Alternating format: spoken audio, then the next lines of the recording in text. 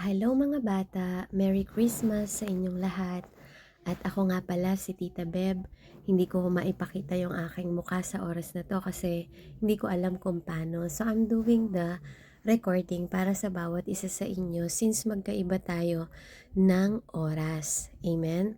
At ngayong oras na to, gusto kong ipaunawa sa bawat isa sa inyo yung reason for a season. Madalas pinag-uusapan ng mga tao kapag Pasko ay ang kapanganakan ni Jesus. Ngayong araw na to, pag-uusapan naman natin ano bang ang dahilan kung bakit naparito ang Panginoon, kung bakit siya ang naging reason ng season na to para sa iyo at para sa akin. Pero bago ang lahat, tayo muna ay panandaling yumuko at manalangin sa oras na to. Hallelujah. Let's pray. Panginoon, Ama namin sa langit na makapangyarihan sa lahat, dakilang Diyos, sa oras na to, pinupuri ka namin at pinasasalamatan ka namin sa pinakamataas na sa pagsamba.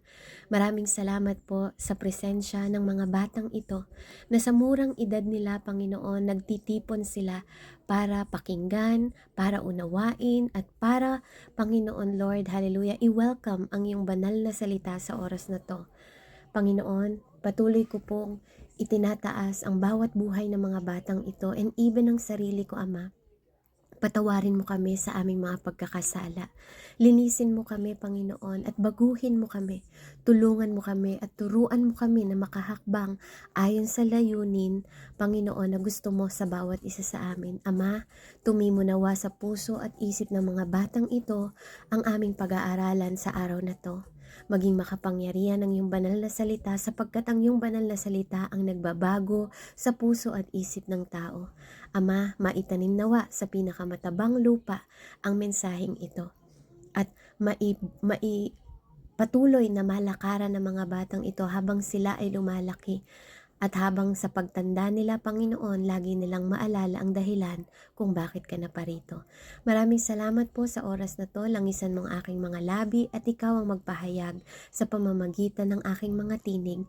Marinig nila ang katotohanan, Panginoon, at ang kapangyarihan ng iyong salita na makapagbabago ng isip at puso ng bawat isa sa amin.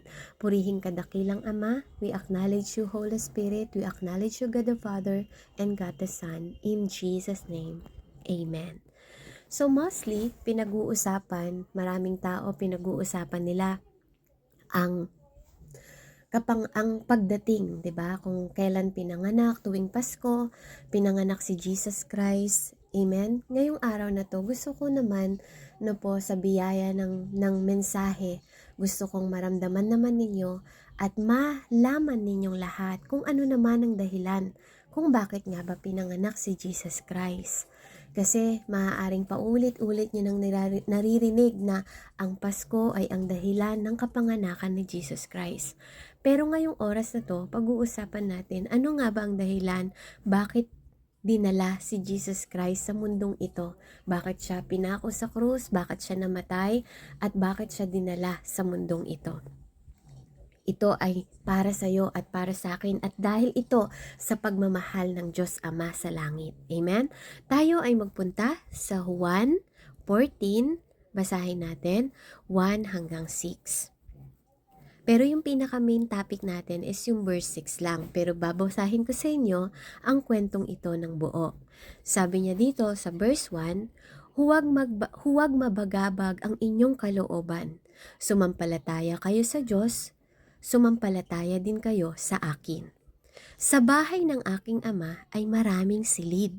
Kung hindi ito totoo, sasabihin ko ba sa inyong pupunta ako roon upang ipaghanda ko kayo ng inyong matitirhan?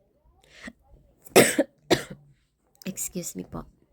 At kapag naipaghanda ko na kayo ng matitirhan, ako'y babalik at isasama ko kayo upang kayo'y makapiling ko kung saan ako naroroon. At alam na ninyo ang daang patungo sa pupuntahan ko. Sinabi sa kanya ni Thomas, Panginoon, hindi po namin alam kung saan kayo pupunta. Paano naming malalaman ang daan? Verse 6, last verse. Sumagot si Jesus, Ako ang daan ang katotohanan at ang buhay. Walang makakapunta sa Ama kundi sa pamamagitan ko. Amen. So purihin ang Panginoon sa mensaheng ito. So tayo ay tututok So dito ipinapaunawa dito sa kwentong ito, sa kapahayagan ng salita ng Panginoon, kung saan tayo lahat. Amen. Ito yung reason, ito yung dahilan ng season na to kung bakit ang Panginoong Jesus ay pinanganak. Amen. At tayo po ay tinuturuan niya ngayong oras na to anong dahilan kung bakit siya pumunta sa mundong ito. Nung nabubuhay pa si Jesus Christ, ito yung pinapahayag niya sa kanyang mga disipulo, sa kanyang mga tinuturuan, at pinapahayag niya ngayon sa inyo at sa akin, sa ating lahat, na sa kalangitan, naghahanda ang Panginoon ng ating tahanan. Kaya nga sabi niya dito, wag daw tayong matakot. Kasi bakit? Pine-prepare ng Panginoon yung tahanan natin sa kalangitan kapag tayo ay nawala na sa mundong ito. Kasi sa ayaw at sa hindi natin, darating ang panahon, mawawala tayo. At gustong i-prepare ng Panginoon yung departure kung saan tayo pupunta sa pangalawang buhay. Kung bakit nabuhay si Jesus Christ sa mundong ito, kung bakit siya ang dahilan, kung bakit may season ng Pasko, dahil ikaw ang dahilan. Amen? Ang gusto ng Panginoon, maunawaan mo na kaya siya pumunta sa mundong ito dahil sila ng kanyang ama ay naghanda ng mga silid sa kalangitan. Amen? Sabi niya dito, dapat daw matuto tayong sumampalataya sa Panginoon. Amen? At kapag sumasampalataya tayo kay Jesus, sumasampalataya din tayo sa Diyos Ama. At napakahalaga nito dahil sabi ng Panginoon, kung tayo ay sumasampalataya sa Kanya, makikita natin ang kalangitan kung saan hinahanda ng Panginoon ang mga silid natin na matitiran. Yun ang isang dahilan kung bakit ang Panginoon nagpunta dito sa mundo, para hindi matrobol yung mga puso natin, para hindi tayo mag-alala, para tayo maniwala na may Diyos na nagmamahal sa atin. Amen? Kaya napakahalaga na tuwing nagse-celebrate tayo ng Pasko, dapat masaya kayong lahat kasi patuloy na inuulit-ulit sa atin ng Panginoon at gustong malaman ng Panginoon sa bawat isa sa atin na kailangan maging masaya tayo, magkaroon tayo ng joy sa puso natin kasi may isang nangako. 'Di ba? May nangako sa atin na iyahanda niya ang tirahan natin sa kalangitan. At alam ninyo kung saan ang patungo? Tinatanong niya dito, 'di ba? At alam na ninyo ang daan. Alam na daw natin yung daan patungo sa pupuntahan niya, doon sa kalangitan. Kaya huwag daw tayong matakot. Dito, kinukuman niya tayo na magkaroon tayo ng tiwala sa Kanya at maniwala tayo. Yung mga puso natin, huwag tayong matatakot. Maging masaya lang tayo. Amen? At ipipild niya yung ating mga puso ng punong-puno ng tapang, punong-puno ng pagmamahal. Amen? Yung great love na nilagay niya. At kung paano niya tayo kinomport noon, yun din yung gustong comfort ng gusto ng Panginoong Jesus. Kaya nga siya ang reason ng season na to, para maramdaman mo ang pagmamahal ng Diyos at hindi lang sa mundo nung siya ay dumating, kundi sa pupuntahan din natin pagdating ng panahon na siya ay bumalik uli sa second coming. Kaya huwag kayong magda-doubt. Huwag kayong magda-doubt sa mga puso ninyo bilang mga bata. Dahil sabi ng Panginoon, alam na ninyo ang daan patungo doon. Tapos dito, sinabi ni Tatay Thomas, yung kanyang disciple, Panginoon, hindi po namin alam kung saan po kayo pupunta. Paano naming malalaman ang daan? So maaaring ikaw, ngayon sa murang edad mo, nagtatanong ka rin kung saan ang daan. Kaya yun ang dahilan kung bakit si Jesus Christ ay bumaba dito sa mundong ito. Kung bakit siya pinanganak ni Mama Mary, kung bakit siya lumaki, 'di ba? At nagpahayag siya ng salita ng good news, ng mabuting balita sa mundong ito. Ito yung dahilan para malaman natin, sabi ni Jesus Christ dito, ito yung dahilan. Sabi niya, ako yung daan. Ako yung katotohanan, ang katotohanan at ang buhay. Walang makakapunta sa Ama kundi sa pamamagitan ko. Amen? So dito, sinasabi sa atin ng Panginoon, hallelujah, na Dahil siya ang reason para tayo ay hindi magkaroon ng kabagabagan sa puso natin para sa future natin kung saan tayo pupunta, dahil dadalhin niya tayo dun sa kanyang Father's house kung saan nandun na si Jesus ngayon, na kung paanong nabuhay siya sa mundo pagkatapos niyang mamatay at nabuhay mulit, pumunta siya sa tahanan ng kanyang ama kung saan doon niya pinrepair yung mga mansion natin na hinahanda niya para sa iyo at para sa akin. At ngayon naman, pinrepair ng Panginoon ang mga daan. 'Di ba? Ang daan papunta doon.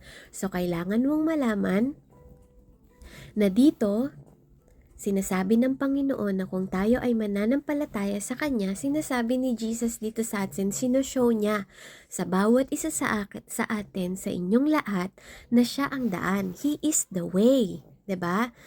He show us the way. Pinakita niya sa atin na ako. Kaya nga ang reason ng season na to ay para matagpuan mo ang daan. At siya yun. Si Jesus ang dahilan kaya tayo may daan. At hindi lang siya nangako para sa daan na way papunta sa kalangitan. Itinuro din niya at sinabi rin niya na nangako din siya sa atin na tuturuan niya tayo. Tinuro niya din sa atin ang katotohanan na walang iba kundi si Jesus Christ. He is the truth. Siya ang katotohanan. And Jesus, hindi lang niya inoffer sa atin ang sikreto ng buhay. Sinabi din niya sa talatang ito na siya mismo ang buhay. Kaya kung ikaw nagwa-wonder ka, 'di ba, kung saan ka pupunta, huwag ka nang ma-wonder ngayon kasi He is the reason for the season. At siya rin ang dahilan kung paano mo matatagpuan ang daan patungo sa Kanya.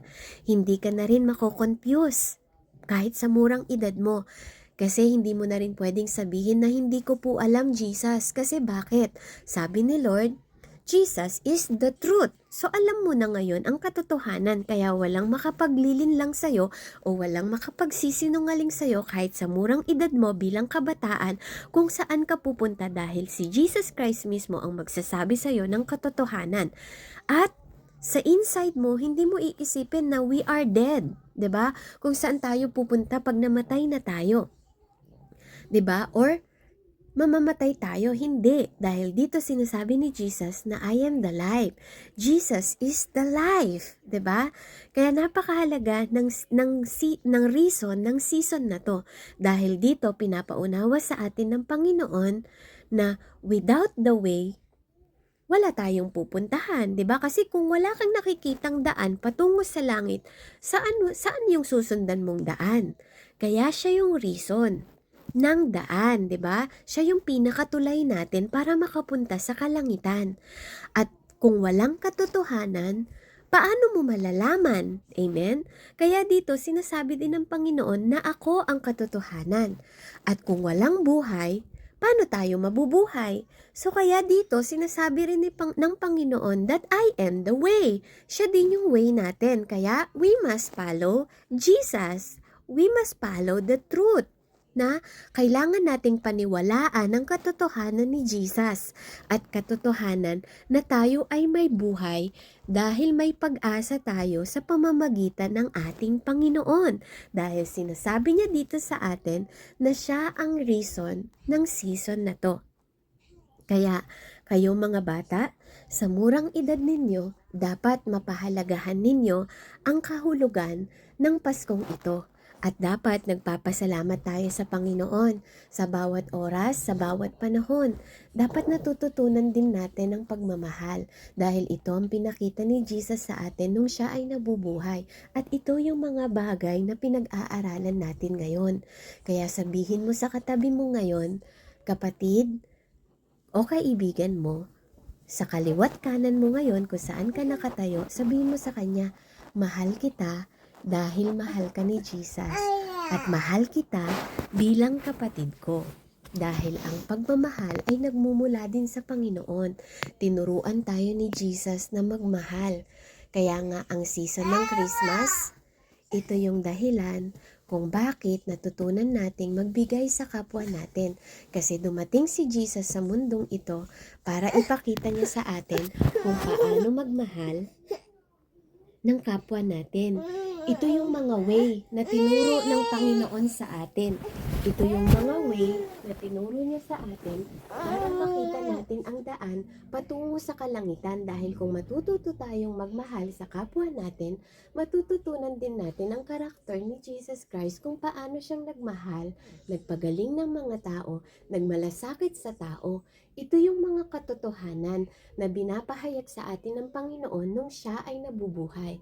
Kaya huwag niyong kakalimutan, mga bata, ha, na ang dahilan ng Paskong ito ay ang pagbibigayan at pagmamahalan, dahil yun ang pinakita ng Panginoon sa atin, yung katotohanan kung paano ang Panginoong Diyos na si Jesus Christ ay binigay ng kanyang Ama dito sa mundong ito dahil sa pag-ibig niya. Kaya nga sabi niya sa John 3:16, ganun na lamang ang pagmamahal ng Ama, ng Diyos Ama sa langit, at inalay niya o binigay niya ang kanyang bugtong na anak. At kung sino man ang sumampalataya sa Kanya at maniwala sa Kanya ay magkakaroon ng buhay na walang hanggan. Amen? So nandun yung pag-ibig ng Panginoong Ama at Anak. Amen? Kaya nga si Holy Spirit, tinuturuan niya tayo din na magmahal. Kaya ngayong Paskong ito, bawat isa sa atin, dahil alam na natin ang katotohanan na kailangan tayong marunong magmahal sa kapwa natin, ililid tayo nito, 'di ba, sa daan patungo sa langit, kung saan nandun ang ating mahal na Panginoong Hesus, kung saan naghanda siya ng mga silid, ng mga mansyon para sa inyo.